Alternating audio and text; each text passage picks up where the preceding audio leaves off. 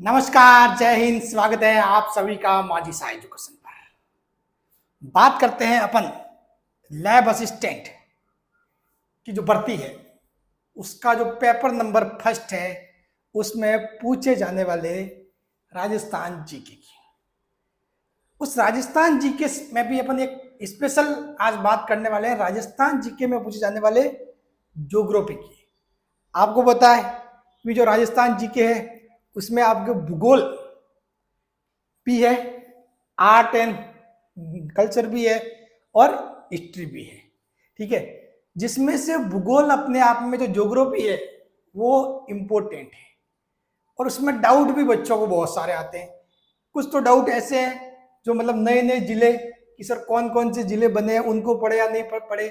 ठीक है, और इसके लिए बेस्ट बुक क्या रहती है, सिलेबस तो आपको पता ही है। बाकी अपन सब कुछ डिस्कशन करेंगे पिछले सालों में किस टॉपिक से कितने क्वेश्चन आए, ताकि कौन सा टॉपिक इंपॉर्टेंट है वो भी आपको मालूम पड़ जाए।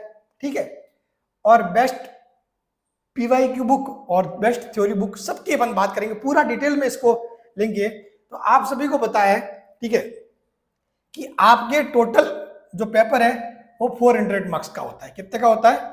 400 मार्क्स का।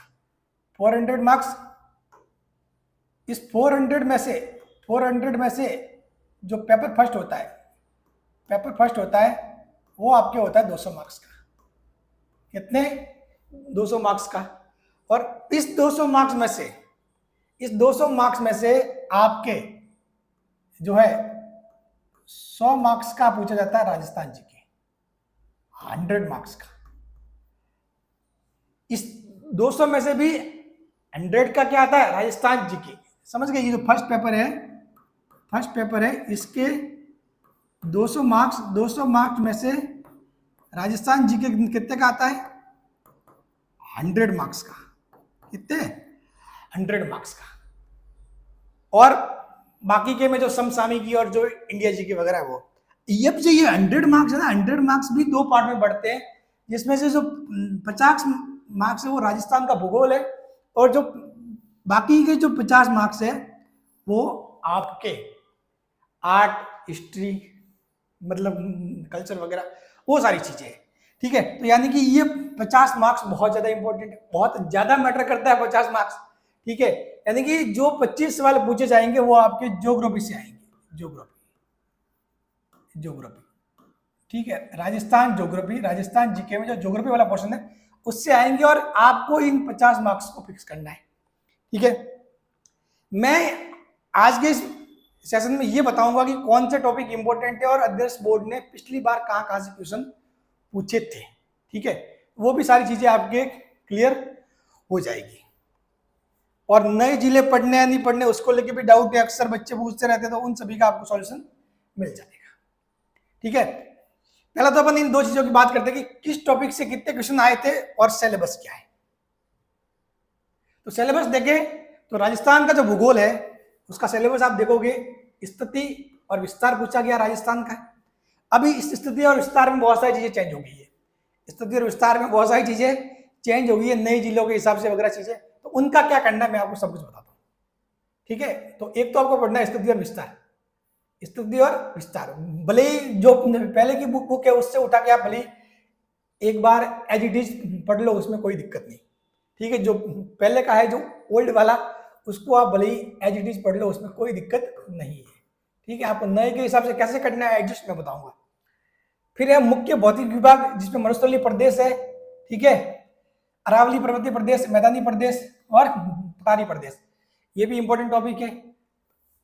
फिर टॉपिक है अपवा तंत्र, जलवायु, मृदा, प्राकृतिक वनस्पति, वन्य जीव संरक्षण, पर्यावरण एवं पारिस्थितिक मुद्दे, मरुस्थलीकरण, जलवायु प्रदेश और प्रमुख फसलें, पशुधन, सिंचाई परियोजना, जल संरक्षण, परिवहन और खनिज संपदा। अब बात करते हैं कि जो 16 टॉपिक है, जो 16 टॉपिक आपको दिए हुए हैं, इन 16 टॉपिक में से इंपॉर्टेंट कौन सा है। ठीक है, कि कौन से टॉपिक को अपन छोड़ सकते हैं कि भाई सर मेरे पास टाइम लिमिटेड है, मैं लिमिटेड पढ़ना चाहता हूँ। ठीक है, कि भाई मेरे पास टाइम बहुत कम है, तो उस हिसाब से लिमिटेड पढ़ना चाहता हूँ, मेरे को ऐसे टॉपिक बता दो जहां से मतलब मार्क्स अच्छे गेन किए जा सके। ठीक है, तो देखो आपको आइडिया यहां से लग जाएगा। पेपर होता है 28 जून 2022 को, जीके का पेपर, जिसमें ये आपके भूगोल जो राजस्थान ज्योग्राफी के सवाल है पूछे गए, ये उसकी डिटेल है। ठीक है, इसमें स्थिति और विस्तार से आपको एक सवाल पूछा गया था। ठीक है, सबसे मेन बात इंपॉर्टेंट क्या है, मुख्य भौतिक विभाग। मुख्य भौतिक विभाग, ये देखो, ये आपके सबसे इंपॉर्टेंट मुख्य भौतिक विभाग। कितने? 5 सवाल पूछे गए।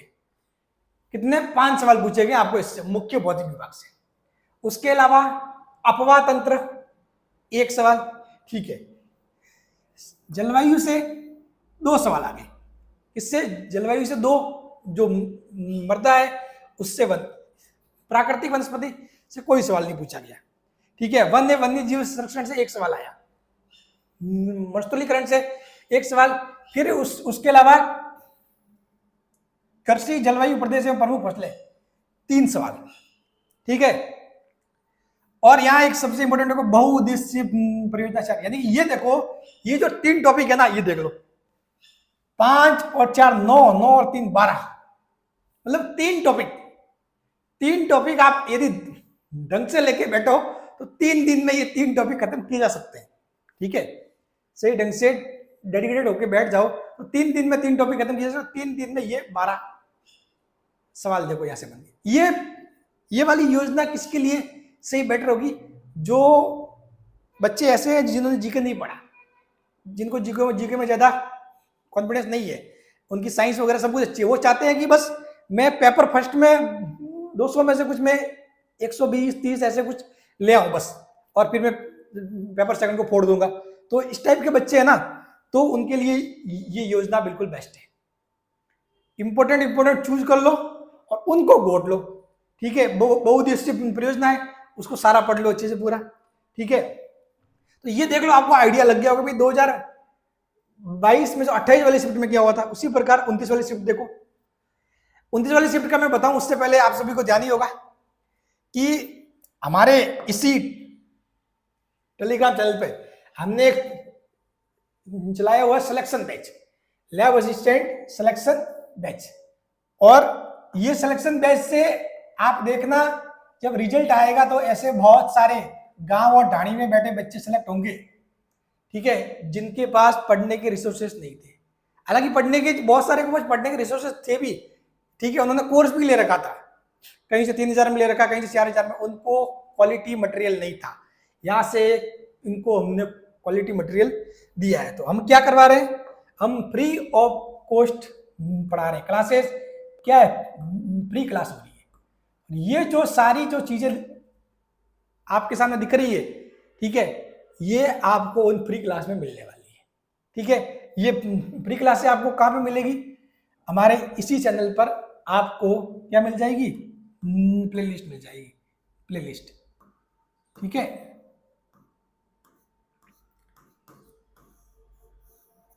वहां पे आपको ये सारे लेक्चर मिल जाएंगे, सारे लेक्चर, सारी क्लासेस चल रही है। मटेरियल, क्वालिटी मटेरियल जो नया है, जो नए बच्चे हैं वो एक बार आके क्लास जरूर देखें।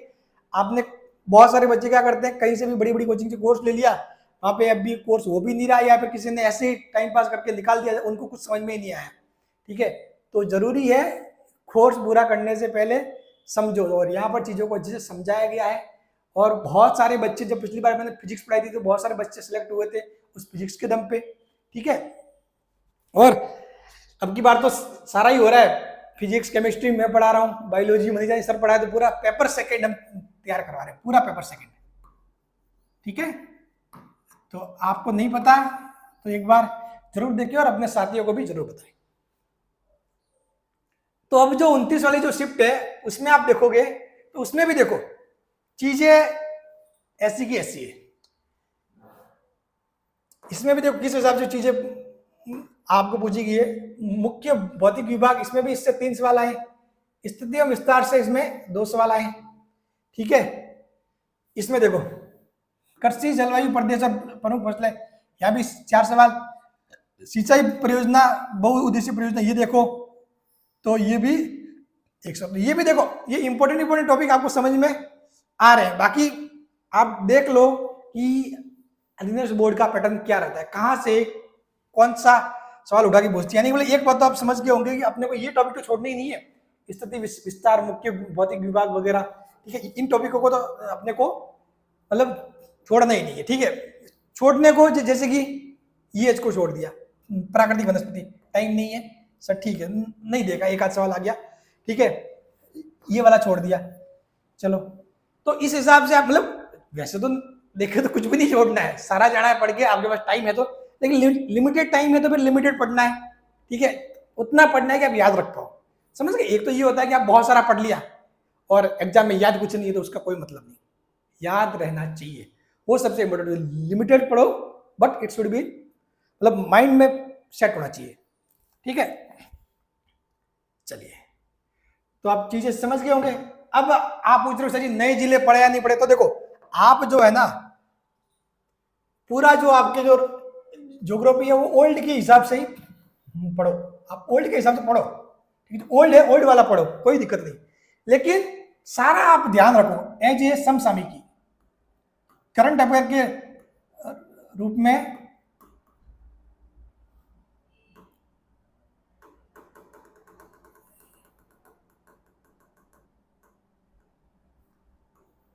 करंट अफेयर के रूप में ध्यान रखो कि किस दौरान क्या घोषणा हुई थी, पहले कितने जिले बने थे, उसके बाद क्या चीज हुई, कौन कौन से जिले बाहर निकाले गए, ठीक है, अब कितने जिले रहे, ये पूरा डाटा खाका आपको पता होना चाहिए। और इसके रिगार्डिंग आपको यूट्यूब पे एक सिंगल वीडियो मिल जाएगा ऐसे, जहां से आपको पूरा डाटा मिल जाएगा, मतलब क्या हुआ, मतलब स्टार्टिंग से लेकर अब तक, वो देख लोगे ना, काम मिल जाएगा। और मेरे ख्याल से आपको ज्यादा घूमने का भी काम नहीं है, आपको अपने गुरु ज्ञान वाले जो सर है उनके चैनल पे वो वाला वीडियो आपको मिल जाएगा, ठीक है। हो सकता है एग्जाम से पहले उसका कोई अपडेटेड वर्जन भी या नया वीडियो भी वो इस टाइप का डाल दे, तो उस सिंगल वीडियो में आपको मालूम पड़ जाएगा भी कब नए जिलों की घोषणा हुई थी, ठीक है, फिर आगे क्या क्या हुआ, उनमें से कौन से जिले बाहर निकाले गए, ठीक है, बाकी के पीछे कितने जिले रहे वगैरह वगैरह सारी, ठीक है। बाकी अभी जो पढ़ रहे हो आपको ओल्ड के हिसाब से ही पढ़ना है, ओल्ड के हिसाब से ही पढ़ना है, ठीक है ना, बिल्कुल भी कंफ्यूज नहीं होना है। और आप अगर ओल्ड के हिसाब से एक बार पढ़ लिया और आपको ये चीज भी पता है, तो आपको कोई सवाल घुमा कर भी पूछ लेगा ना, आप सॉल्व कर लोगे, कोई दिक्कत नहीं है, ठीक है। हाँ, किस टॉपिक से कितने सवाल ये अपन ने देख ही लिया, सिलेबस देख लिया। बेस्ट पीवाई की बुक, कोई चाहता है कि सर मैं तो एमसीक्यूज की बुक चाहता हूं, कि मुझे ऐसी बुक बताओ जिसमें मैं मतलब एमसीक्यूज सॉल्व कर रहा हूँ, अच्छे लेवल के एमसीक्यूज हो, तो वो आप दिशा बुक यूज कर सकते हो, बढ़िया है, ठीक है। बेस्ट थ्योरी बुक, तो थ्योरी के लिए देखो बेस्ट बुक में ऐसा कुछ नहीं है, आपके पास किसी भी कोचिंग के नोट्स हो, ठीक है, कोई भी एक बुक चाहिए, किसी भी कोचिंग के नोट्स हो तो वो भी काम कर जाएंगे, ठीक है। आपके पास कोई दूसरी गाइड हो, ठीक है, कोई दूसरी गाइड हो, ठीक है, तो वो भी काम कर जाएगा। इसमें कोई ऐसा नहीं कि मतलब कोई फिक्स वही बुक लेनी है, ये बुक शानदार है, ठीक है, ऐसा कुछ नहीं है, ठीक है। तो आपके पास ये यदि किसी कोचिंग के नोट्स है तो उस कोचिंग के नोट्स से पढ़ो, आपके पास कोई गाइड है तो उससे पढ़ो, या फिर नहीं तो ले आओ, ठीक है। तो आपको क्या करना है, देखो मेन चीज ये रखनी है सबसे ज्यादा, मटेरियल लिमिटेड रखो, मटेरियल क्या रखो, लिमिटेड रखो, मटेरियल लिमिटेड रखो, समझ गए। एक बात मैं आपको सबसे इंपॉर्टेंट बता देता हूं, बच्चे कहां करते हैं गलती, सिलेक्शन क्यों नहीं होता। बच्चे क्या करते हैं, उनके पास एक बुक है, ठीक है,